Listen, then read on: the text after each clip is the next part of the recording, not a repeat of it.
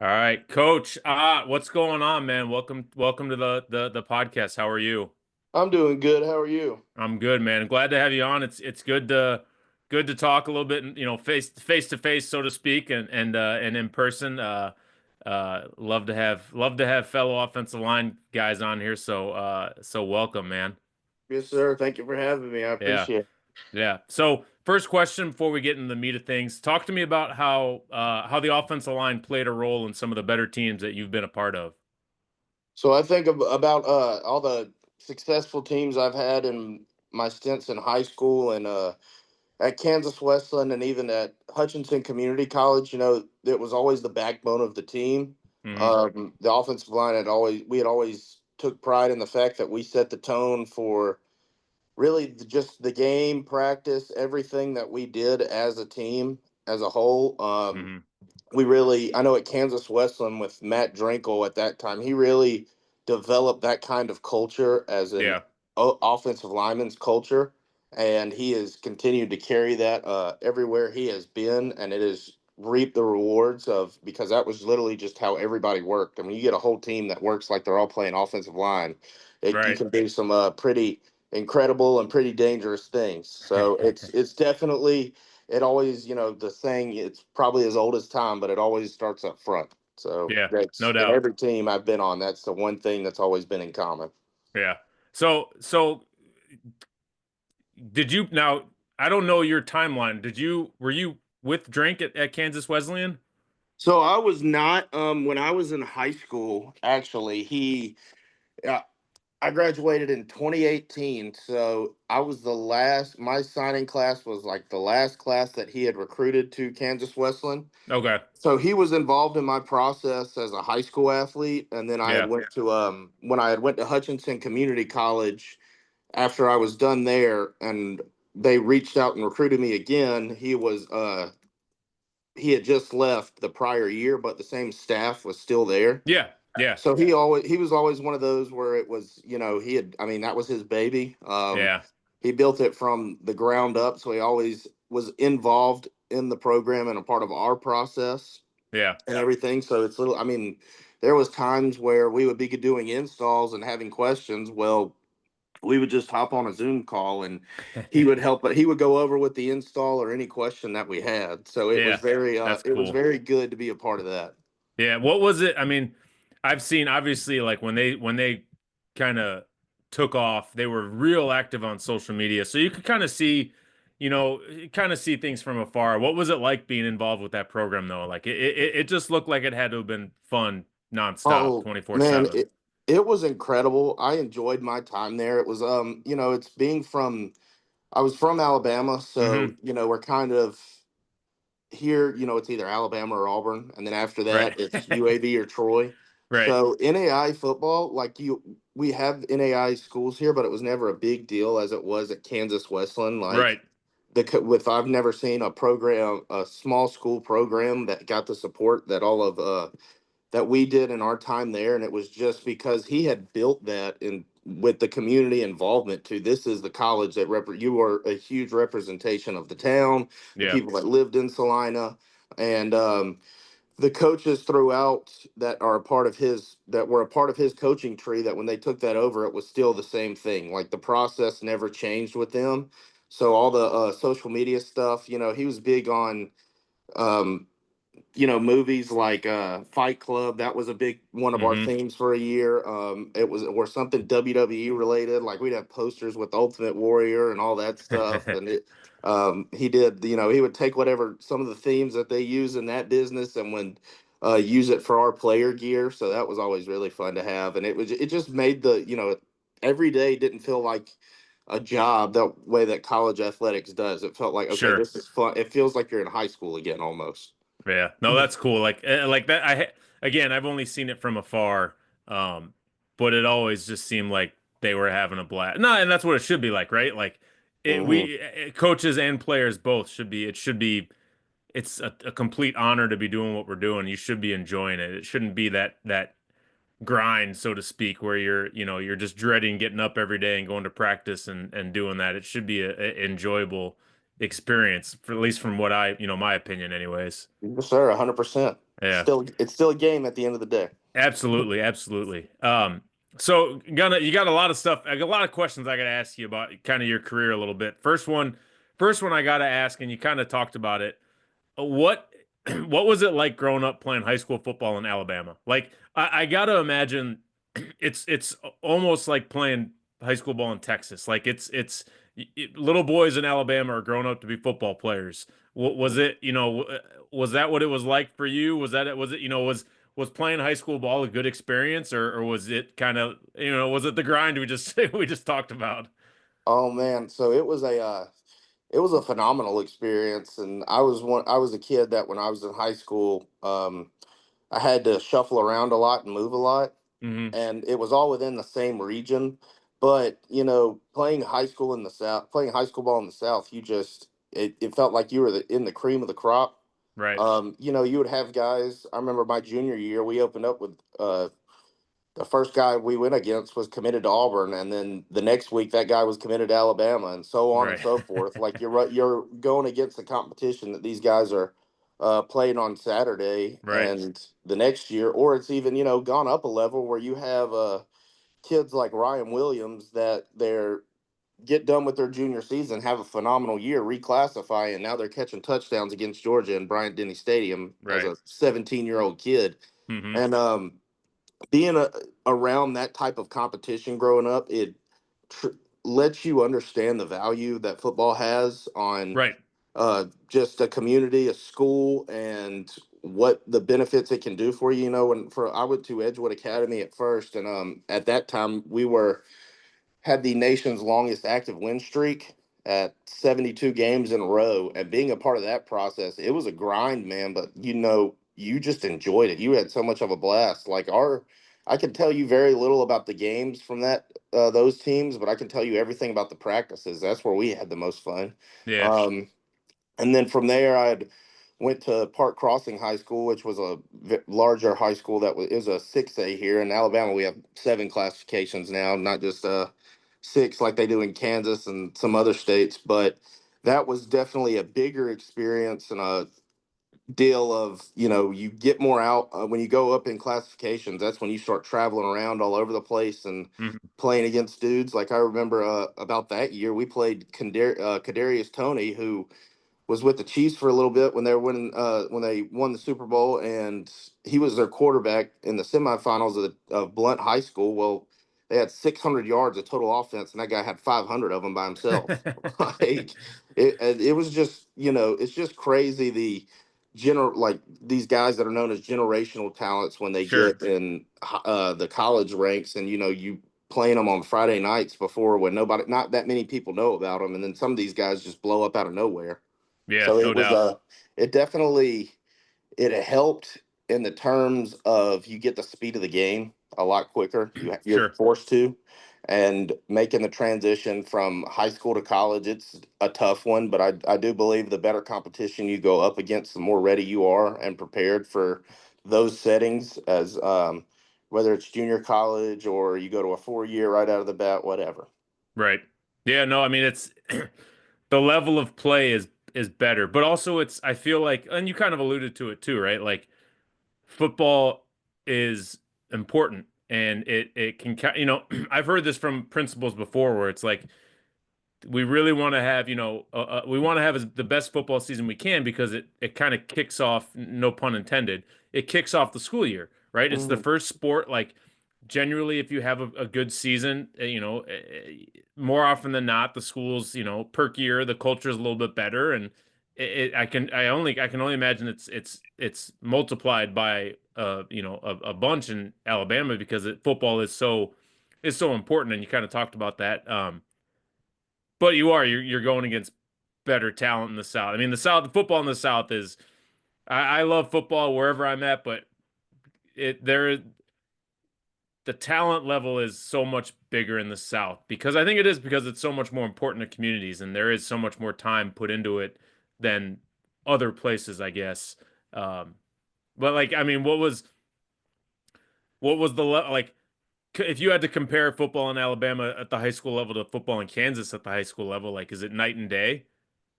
Oh, it is, man. These especially nowadays, when I was coming up, this is the first thing that pops out of my mind just because we're in the heat of it right now. But we have spring. Our high schools are allowed to do spring football. Well, Hmm. In Kansas, they were not. They're still not allowed to do that. Yeah. So, help when you're like, as a player, you don't really realize it, and sometimes it can feel a drag. But as a coach, when you have guys that have dreams and aspirations to want to go play college ball, and when we were in Kansas, we would have to work extra hard for those kids to get the opportunities when they're having to, we'd have Florida or Oklahoma and Texas, they get that almost like an extra season of Yeah. film, and it's more time for those college coaches to get evaluations done, and you can really push kids names out there throughout spring. And it really is ran like a college system down here on all levels. Yeah. And also too, you see the big deal with NILs and stuff like that now. Like, I never thought we would ever be in a day and age where our state legislation here as going back and forth on if high school players should be able to collect NIL money. And Right. just it's just the way that it's developed our game at such a fast rate. It is crazy where it's like these kids, they're 15 through 18 years old. Well, in some areas, depending on how successful the football team, like we talked about earlier, they're getting treated like, hey, they're a 3-year starter at a Power 5 university in Right. some light. So it's definitely that's definitely the different part. It's just the seriousness of the Yeah. game down here, Yeah. where it's like, there's some states where football's not as big, where it with it being that way, the coaches have a lot more job security. And in Alabama, it's a revolving door. Like, hey, if you're not getting it done, they're going to go find another cat that is. Right. You better, yeah, you better win, or we'll find, yeah, exactly. We'll find someone who does. Hmm. Yeah. What, so now I gotta ask the other question, about your, I'm going backwards in time a little bit, but you went to Hutch, obviously right out of high school. Looking at the timeline of things with Hutch, is in that Kansas league that's infamous now for So, certain coaches for certain schools. Were you there? And was that your time frame when that was all going down with him? oh man, I w- when I was there, it was the last season that Last Chance U was at Independence Community College. Okay, so you did So overlap. it was very, at that time period, what made it really huge was, that was when Kansas had passed the unlimited out of state Right, rule, right. where normally it was, I don't know the specific number. I believe I think it was Kansas could have, 20. yeah, I 20 think it was like kids. 20. Yeah. And I remember that rule was passed. Well, we would have our freshmen would come in and we would have mini camp, which would be just like we'd be doing the same thing as fall camp, just not in pads. And Yep. then the next week we would jump into, actual fall camp with the returners and stuff like that. Well, in our mini camp, once that rule was passed, it went from, whatever small number it was to now there was 175 to 200 kids out there.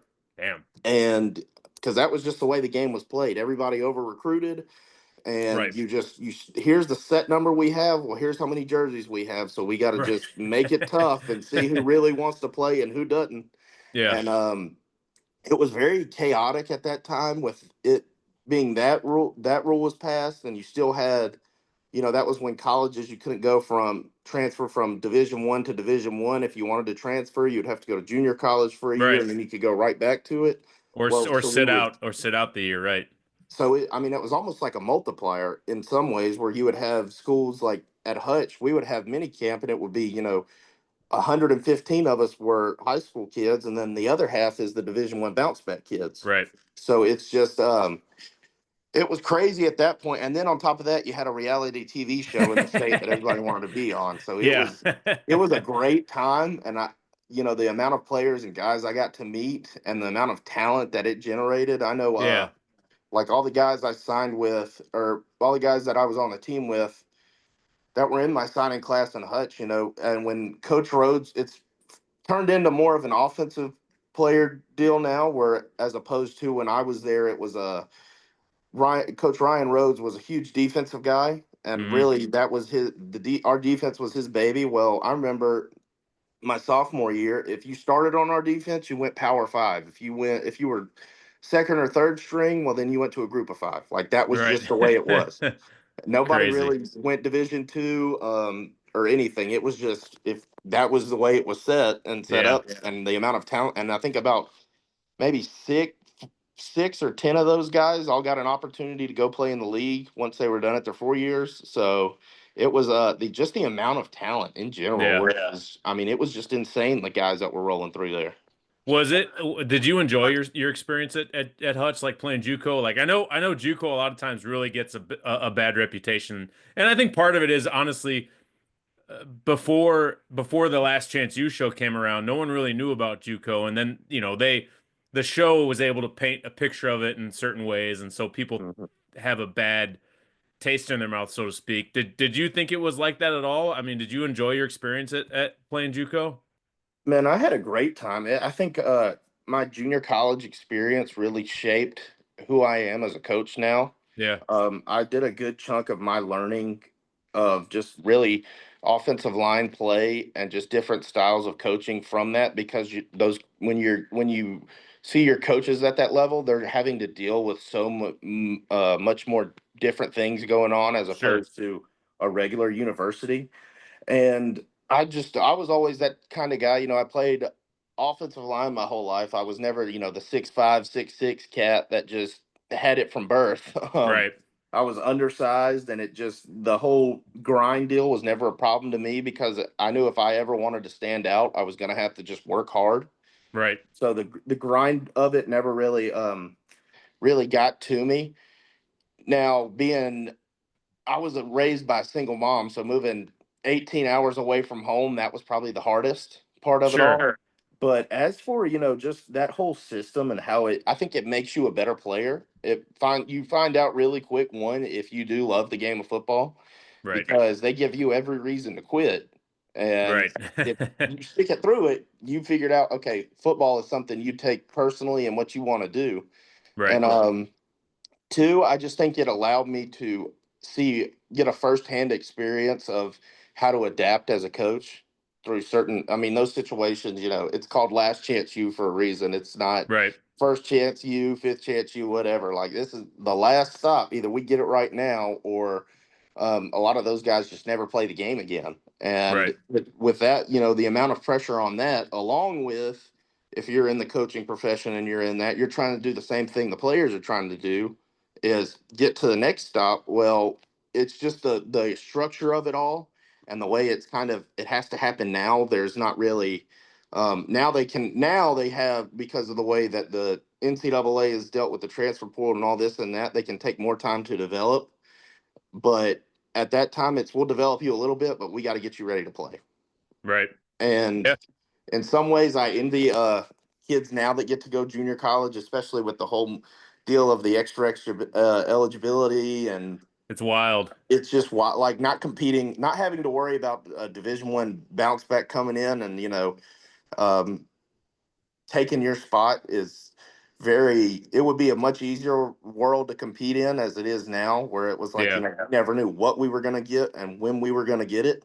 Right. I've seen guys that, they've made it through fall camp, climbed their way up the depth chart from being the seventh string guy, and now they're rolling with the twos or whatever. Well, then they get two bounce backs comes in. Well, now you're a four. I Right. mean, it's not anything personal. It's just, I'm looking in as a coach now. Yeah, I would take the guy that was practicing with Georgia last year over the high school kid I just brought in. I Like, mean, I was talking about that with an old retired coach just the other day. Like his a kid he knows is a fifth year at a school, and he's busted his butt to get on the field. Well, like you just said, what happens in a week when Timmy from Alabama, who was a backup at Alabama, transfers in, and now this kid who's been busting his butt. So yeah, I mean it's tough as and like you just said too, like we talked about, like at that level, what are coaches hired and fired for?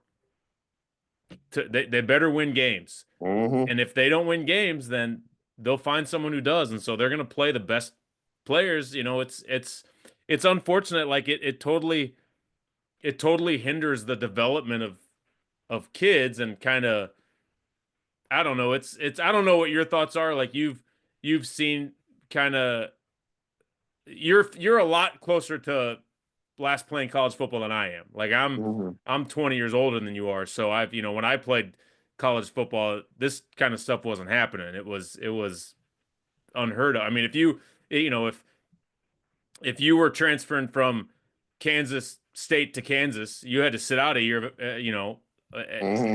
and couldn't play. So it's just, to me, it's wild. I don't know what your thought. I mean, I don't want to get too far down the weeds of things, but I Oh don't know no, what your man. thoughts are.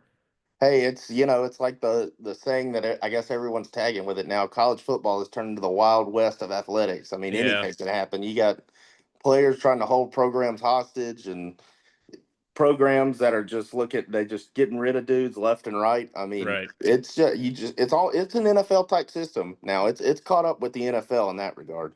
But you've got kids playing, transferring from schools they've never even played for. Hmm. Like, there was a kid I just saw, I'm up in Wisconsin. There was a kid that transferred from Ball State to Wisconsin, went through Wisconsin spring practice, never actually played a game for Wisconsin, and is back in the transfer portal. Hmm. Like, how, I don't get that. But it is, they're trying, because these are that elite the elite level of players can do that. And the problem with the transfer portal now is that you've got these far below elite players that are trying to chase the bag. Well, the bag don't want them. They Yeah. don't, they're left kind of. I think I saw there's like 1,000 kids went in the portal, whatever, 2 days ago, whenever it opened up, and there was like 10,000 in there already or something. Like, the numbers just don't add up. Like, a lot of those kids need to be looking, like, I'm a D3 player. You played NAIA ball. Like they need to be looking at that level and just going out there and playing, if that's what's important. But, like we said, Yeah. they're chasing the bag. So, anyways, I don't want, I'm getting too deep in a rant on NIL Oh now. no, man. I get it, man. People can talk about that stuff for days. You're right. You're right. Well, as far as, like, so obviously went JUCO route, went to Kansas Wesleyan, a great NAIA. When along your path did you kind of figure out you wanted to coach, or start to kind of think about coaching? Um, was it something that you'd always had in the back of your mind, or was it something like, hey, one of your coaches along the way really helped push you that down that path? Oh man, so I would my high school coach, Coach Bobby Carr in Alabama, he had a major influence on my life. So I would say probably from 6th grade is when I was like, okay, Wow. I'm obsessed with sports. Like there's nothing else on the world. God didn't put me here to be, an accountant or Right. manage a business. I genuinely do believe with the guys that are in this profession are born to do it. Yeah. And that's just how I've always been, man. Nothing ever really had my interest. I always knew that if I wasn't playing the game, well, I'm going to make sure I'm around it and not be around it as I'm just going to watch it, tune in on Saturdays, like be Right. involved in it. And it was really just one of those things, man. Just from middle school, I really had made my mind up that that was what I was going to do. That's awesome. That's awesome. Sure. So were you like one of those kids that was always drawing plays, and like, really, are you, like, for instance, like, I'm one of those guys, like, I'll always have a pad and paper and notebook when I'm watching games, but I'm Hmm. also the kind of guy that I don't like to watch a full game. Like, I get bored a little bit sometimes watching full games. Like, are you one of those guys, or are you sit down and you can watch start to finish? Oh, so whenever, yeah, a lot for me, like if Alabama's playing, I'll allow myself to be a fan and try not to be a coach and critique So, it. okay, I was gonna ask that. So, uh you're Roll Tide, you're not War Oh, Eagle? I'm a huge Roll Tide ever since Okay. when Nick Saban. I remember when I was a Tide fan when they were terrible, and then Nick Saban got the job and gave hope to everybody in the state. Yeah. But I've been an Alabama fan for a long time. But I was when they're playing, I'll sit there and enjoy myself and let myself be a fan. Yeah. Uh, when anybody else is playing, I'll sit there just like you said for a quarter, and then I find myself over analyzing it, and I'm like, Yeah. okay, I can't. I'm watching film now with my high school kids. I can't do this. Yeah. It is. um, It feels like you're like, and then I drive my wife crazy, because I'll start rewinding on live, on the yeah, TV, and, like, so then that just drives her nuts. But Oh, dude, whenever they gave out the NFL pass for free during COVID, and they had the coaches box like Uh-huh. type of film. I just sat there and picked that apart from anybody I can. That I time it was know. the Tennessee Titans because they had the best run game in all of football. But Yeah. um, I still find myself doing that though. I'll get on there's so much content on online nowadays, right? Like so much film and everything. I'll get on watch cut ups and clips of like I'm watching Texas now from the 2024 season. mhm, Um but it's like a I don't know, man. It's an unhealthy relationship sometimes coaches have with the game of football. no, I get it, man, and that's all my Twitter feed is. I'll see a play or something I like, or Yep. mainly a lot of drill tape, highlight it, and then come back to it and try to put it, sneak it into a practice plan. Oh yeah, you should see my bookmarks on Twitter, man. It's like Dan Casey, Johnny Croyle, like it's all those guys. It's just bookmark, a little snippet here or a play here. It's that's all. And I do the same thing. Like how can I make this drill work without any of that equipment and and seeing the Exactly. best way we can do it. But yeah, it's funny. But that's the beauty of the game. There's so much knowledge out there for guys, especially guys like you. Like you're going on year 4 of coaching, right? So you're still relatively new to it. Yes, sir. Yeah. Now, are you just doing O line or are you doing other stuff as well? So in my first 3 years, I was just doing O line. Recently, I moved back to Alabama and accepted a job at Prattville High School, Okay. and I'm an assistant to the O line coaches with Robert Johnson and Jim Chappell, who are, I mean, those two guys have forgotten more football than I think I'll ever Right. know. It's just insane, and I'll help out with them and help out with a lot of behind the scenes work. And this spring, recently started helping out with a little bit with the H's and tight ends. Okay. So I'm just trying to get involved in everything, man. I'm just trying to be a sponge. I've heard a lot of times coaching the tight ends is good because you get to be involved in the run game and the pass game, so you get to kind of get those because I don't know what you're like. I'm an offensive line guy to my core, so like passing game to me sometimes is just like speaking The a foreign movie. language. So, Yeah. but that's good that you can be involved with all that stuff, and you get to be back in Alabama, which I'm sure is awesome for you.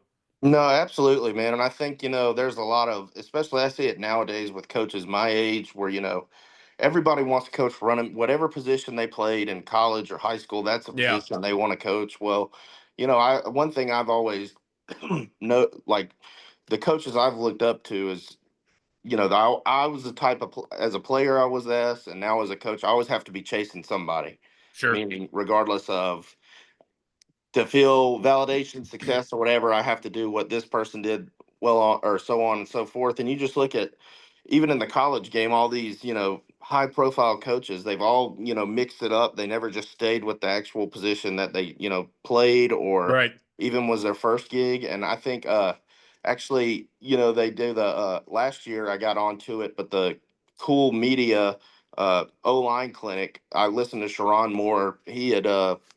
It was right after he had accepted the job, and he was like, "Man, I look for that. Guys I look for are the ones that want to branch out and coach everything because those are Hmm. guys that are going to always constantly study the game. They're always trying to learn. They're always trying to develop." And I think as a coach, really, that just it gives you when you have that understanding of one, it teaches you the playbook. Two, when you have the understanding of what the receivers need to do on this play, what the running back needs to do, it really just brings it allows you to develop your game along if whether regardless if that wants to be a head coach or be a play caller. I think the more you Yeah. can learn and spend time in other meeting rooms, the more it will help you and benefit you throughout your career. No doubt, no doubt, 100%. I couldn't have said it better, man. I agree with you completely with that. I think any young coach, any older coaches listening to this right now, um, heed that advice because I've always said if the day I either feel like I know enough or don't want to learn anymore is when I need to be done with the game. Like Mhm. that's when it's time to retire and hang it up. So also, I couldn't agree more. Um, all right. Well, last question I got for you, man, and I'll get you out of here. If you could build a Mount Rushmore of offensive linemen, from guys you coached, guys you played with, or guys that you were a fan of growing up, who would be on your 5-man offensive line? So if I got to go with number one, we'll go from left to right here. Okay. I always loved Joe Thomas as a player, coach. Everything that guy has put on tape, I'm all Mhm. for. It is Yes. one, he played at the highest level. He's probably the number one overall tackle there has ever been, Oof. and the You're gonna simplicity. start a fight with that. Just get Oh the my guys arguing. man, the simplicity that guy brought to just the football world. Hmm. I mean, he was technically sound, but it was the way he was able to explain it and demonstrate it. Hmm. It's literally to the simplest of form where you could probably teach it to a peewee player. Right. Um, Left guard, I've always been a huge fan of Quentin Nelson. I'm a believe that your guards got to be really your nasty guys. Yeah. They're the guys that, hey, your job is to get this guy out of the way. And when we pull you or get you out in space, don't break down, don't try to look pretty. You just go run through somebody's face. And Right. he has been, early on in his career, he was just the world beater at that, man. Like that guy was the stuff he put on tape is insane. Center, I got to go with Jason Kelsey. Love the big undersized guy. Yeah. Speaking for all the 6'2", 280-pound linemen that have dreams and aspirations to keep climbing. That guy, he's the spokesperson for them because that's what he was his whole career. Right. So, big fan of Jason Kelsey and everything he brought to the game. And just really, the effort and the tenacity that he always, whenever you watched him and turned it on, you noticed it. Like that's the Right. guy running down the field to throw blocks, doing whatever he can to win, just like you have to have in every offensive line room. Right. Um, I'm so young, I can't really name anybody I played for. I've watched too much pro tape, I think. Right. Right guard, I'll say from Zach Martin, another guy Okay. that's just every day. Just I mean, you look in the Cowboys, you never had to worry about who was going to play right guard. It was just No. always that position was never up for grabs. Anytime you've got more Pro Bowls than holding penalties, you're pretty good lineman. Yeah, you're on the right track in that. Yeah. Um, and then right tackle, man, I'll have to go Lane Johnson. I love a lot of the stuff he talks about from a player Hmm. perspective, and I've just really, that it's weird just his whole story of being, a quarterback and then Yeah. playing tackle. Like it's you just don't hear that very much of, most guys you tell they can't play quarterback. Well, a lot of them tend to throw a fit and either give up on the game or are not going to go out there and try. And just seeing the way that he is really, I think he's changed the tackle position as a whole Yeah. of, certain stuff to do. I love his breakdown on wide zone and how he teaches that with a slingshot technique and all this. And now, granted, if you can teach that to a high school kid, I tip my cap to you because Yeah. there's a reason why these guys get paid the amount they do. Yeah. Right. But those probably would be my Mount Rushmore of offensive linemen. I like it. It's good. Hey, great, all great.